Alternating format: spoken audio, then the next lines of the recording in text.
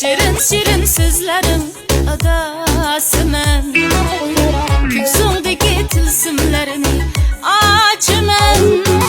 Yağmurdan yolunda güller çaçmen, Canım seni yağmurladın kızgınımen.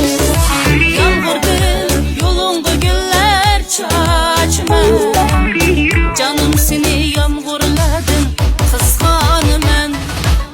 Vüsalin adasımen, Kızların xumasımen, Veslamız dep koyundu men divanımen. Vüsalin adasımen, Kızların xumasımen, Veslamız dep koyundu men divanımen.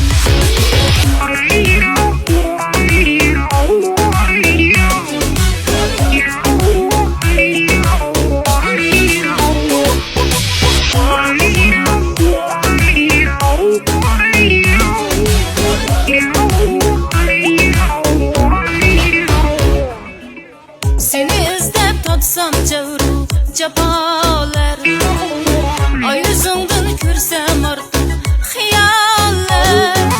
Saçların sipalar son şamallar, Canım seni şamallardan kızgınımen. Saçların sipalar son şamallar, Canım seni şamallardan kızgınımen. Vüsalin adasımen, Kızların xumasımen, Veslamız dep koyundu men divanımen.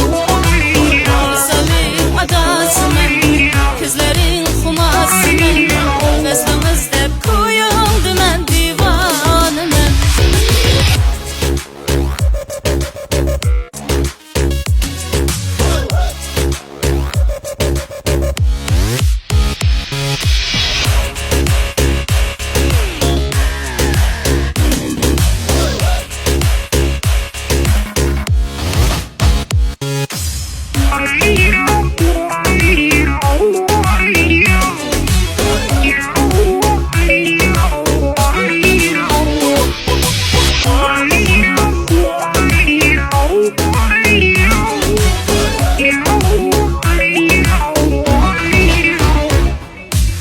Vüsalin adasımen,